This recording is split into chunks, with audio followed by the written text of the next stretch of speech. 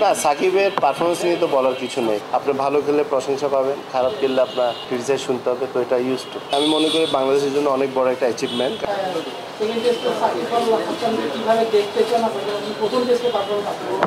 না, সাকিবের পারফরমেন্স নিয়ে তো বলার কিছু নেই, কারণ আপনি শুধু গত 2 বছরের পারফরমেন্স যদি বলেন, কারণ কোয়ালিটি প্লেয়ার ছাড়া আপনার একটা দলে একটা দেশে কিন্তু 14-15 বছর খেলা, এটা কিন্তু অনেক বড় একটা ব্যাপার, কারণ এটা কোয়ালিটি প্লেয়ার ছাড়া এই অ্যাচিভমেন্ট কেউ করতে পারে না।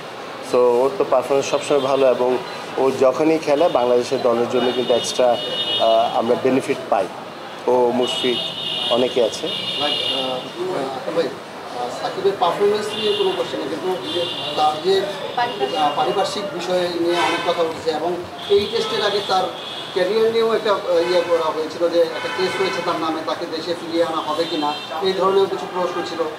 সেকেন্ড টেস্টের আগে যেটা একটা ইয়ে হবে, এই ব্যাপারে কিন্তু বেসিক্যালি কোনো কিছু ইয়ে করেছে কি না, সেটা তো আপনাকে আমাদের মাননীয় বোর্ড প্রেসিডেন্ট কিন্তু আপনার লাস্ট সময় সেটা আপনাদেরকে ক্লিয়ার করে দিয়েছে।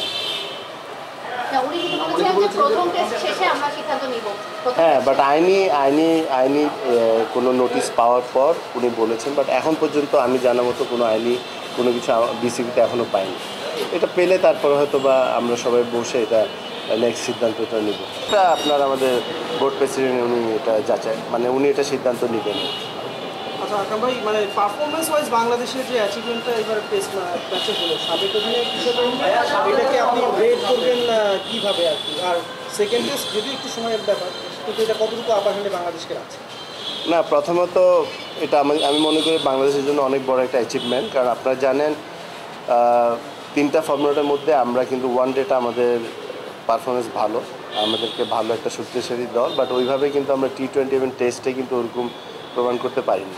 তো আল্লাহর রহমতে এবার পাকিস্তানে গিয়ে প্রথমবারের মতো পাকিস্তানের মতো দলকে আমরা হারিয়েছি, তাও আর পাকিস্তানের মধ্যে, কারণ পাকিস্তান আপনার ওদের হোমে কিন্তু অনেক ভেরি স্ট্রং সাইড, সেটা আপনারা সবাই জানেন।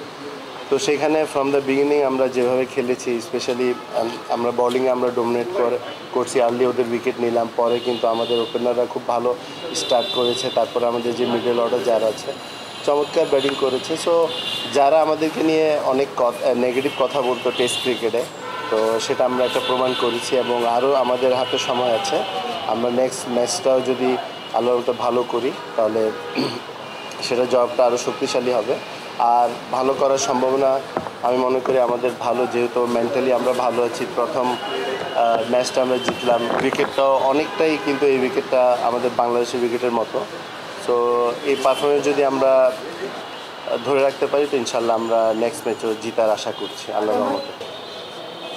আকরাম ভাই, আপনি বোর্ড প্রেসিডেন্টের স্বচ্ছতা জবাবদিহিতার কথা বলছিলেন, আপনারাও সেটা নিশ্চয়ই চান। আকরাম খান তো একদিনে হয়নি বাংলাদেশে ছিল, কিন্তু আগের বোর্ডে অনেক সমালোচনা আছে, আপনি সেই কমিটির ফ্যাসিলিটিসের চেয়ারম্যান ছিলেন। আপনার দৃষ্টিতে আপনি একটু বলবেন, যেহেতু ছেলেরা এখন আমাদের সাহস দিয়েছে কথা বলার জন্য, আপনার দৃষ্টিতে একমত, এমন কিছু কি ঘটেছিল গতবার ফ্যাসিলিটিস ডিবেটটা আপনি করতে চেয়েছিলেন, করতে পারেননি, যেটা বলতে চান এখন জাতির কাছে? না, যেহেতু আমরা আপনার এই বোর্ড আসার পর আমাদের একটা জরুরি মিটিং হয়েছে, তারপর আর কোনো মিটিং হয়, বাট আপনার কিছুদিন যাক, তারপর ডেফিনেটলি এই কথা আমরা বলবো। বাট এখন আমি মনে করি ইটস টু আর্লি। আমার কিছুদিন সময় দেন, আমরা 2-একটা মিটিং করি, আমরা সব কিছু আলাপ আলোচনা করে এটা জানা যাবে। আর যেটা হলো যে আগের কোনো কথা, সেটা আমি বলছি পরে করবো, এবং সবসময় আমরা চেষ্টা করেছি যে আপনার বাংলাদেশ ক্রিকেটটা কীভাবে এগিয়ে নিয়ে যায়, এবং ইনশাল্লাহ এখন যেহেতু বাংলাদেশের প্রথম কোনো ক্রিকেটার বোর্ড প্রেসিডেন্ট হয়েছেন, তো আমি একটা কথা বলতে চাই যে ডেফিনেটলি আপনার প্লেয়ারদের অনেক সুযোগ সুবিধা, যেটা হয়তো আগে বুঝাইতে অনেক কষ্ট হয়েছে, বাট এবার সেই সমস্যাটা হবে না, এবং ইনশাল্লাহ ওরা ফলো পাবে।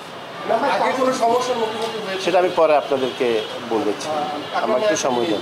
এই বোর্ডের সব থেকে বেশি সমালোচনা হয়, অনেকে প্রমাণিত বা এমনি পারসেপশন থেকে বলে, সেটা ইসমাইল হায়দার মল্লিক, তাকে নিয়ে অনেক বেশি কথাবার্তা আছে।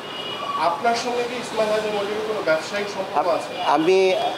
সেটা কিন্তু আপনার বোর্ডের বাইরে, সেটা কিন্তু আপনার আমার মনে হয় না যে আমি আগে শুরুতে বলেছি আপনি ক্রিকেটিংয়ের যদি কোনো ইয়ে থাকে, বাট সেটা তো হইতেই পারে আপনার সেটা নিয়ে, বা ক্রিকেট বোর্ডে যেন কোনো কিছু এফেক্ট না হয়, সেগুলো কিন্তু সবসময় আমাদের মাথায় আছে, এবং চেষ্টা করবো যেন ওগুলো আমরা বজায় রাখতে পারি। আক্রামে যেহেতু তার সাথে আপনি বিজনেসও করেন, আর মানুষ তো কাছের মানুষের সাথে কাজটা করে, মল্লিক ভাইকে আপনি ইভ্যালুয়েশন করবেন কীভাবে কমিটি? সেটা আমি বললাম তো, সেটা আমি পরে বলবো। এবং ওনার সাথে পরিচয় কিন্তু আমার গত 30 বছর থেকে। আপনারা যদি হয়তো আপনারা হয়তো ওনার সম্বন্ধে জানেন, যখন থেকে উনি ক্রিকেট বোর্ডে আসছে, বাট আমি ব্যাক্সিমপুরতে খেলেছিলাম আপনার প্রায় 30 বছর আগে। আমি তখন থেকে ওনার সাথে আমার পরিচয় আছে। ওনাকে বোর্ডে কেমনভাবে মূল্যায়ন করেন, ওনার অবদানকে? না, ডেফিনেটলি আপনার সেটা আমি আপনাদেরকে বলেছি, আমি পরে বলবো, বাট এখন বলাটা ইজ টু আর্লি না।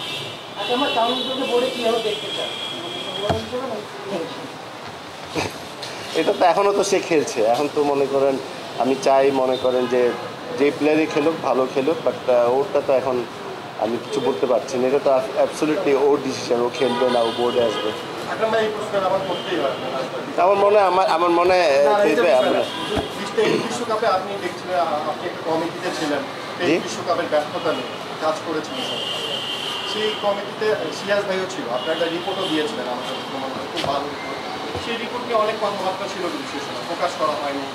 কোনো বোর্ড ডিরেক্টরকে অনেক পত্রিকা আসছিল যে বোর্ড ডিরেক্টরকে আপনারা মেনশন করেছেন, কারণ নাম হয়তো না, যে তাদের হস্তক্ষেপ অনেক কিছু ছিল। এরকম কি আদৌ ছিল? আপনি কি ওটা পড়েছেন যে আমরা বলেছি যে হস্তক্ষেপ ছিল? না, আমরা শুনেছিলাম। আসলে যে জিনিসটা আমরা যেটা পেয়েছি সেটা আমরা বোর্ডকে দিয়েছি, এবং বোর্ড যেটা সিদ্ধান্ত নেবে সেটাই হয়েছে।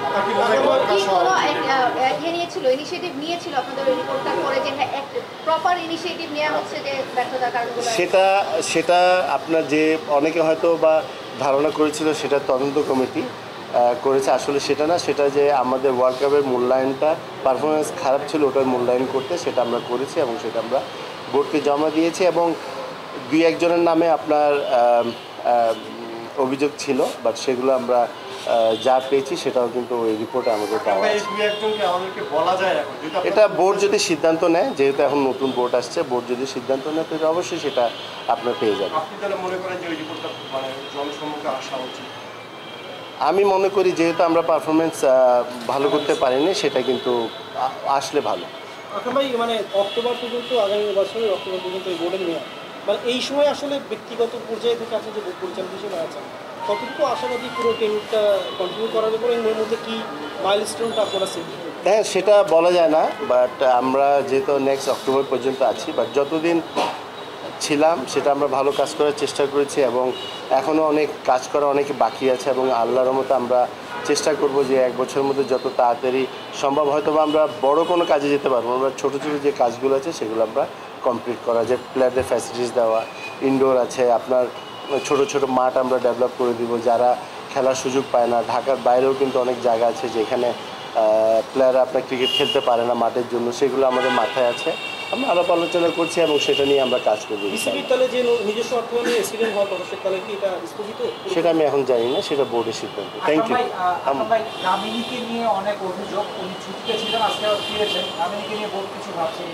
না, এটা তো আপনাদেরকে বলেছি, একটা মিটিং ছাড়া কোনো মিটিং হয়নি, তো মিটিংয়ের সিদ্ধান্ত ছাড়া তো এগুলো বলা যাবে না।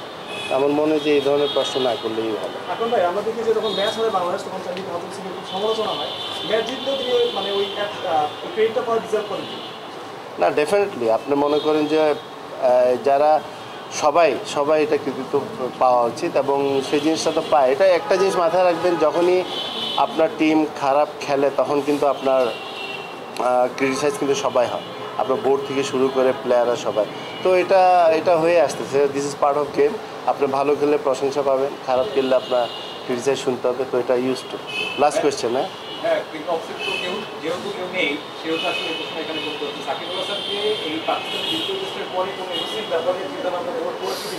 না, ওটা তো এখন আমরা বলেছি আমি শুরুতে যে এখনও কিন্তু আমরা কোনো সিদ্ধান্ত যেতে পারিনি, যেহেতু আমরা কোনো কিছু পাইনি, বাট আমার মনে হয় যে কিছুদিনের মধ্যে আপনাদের ব্যাপারটা ক্লিয়ার হয়ে যাবে।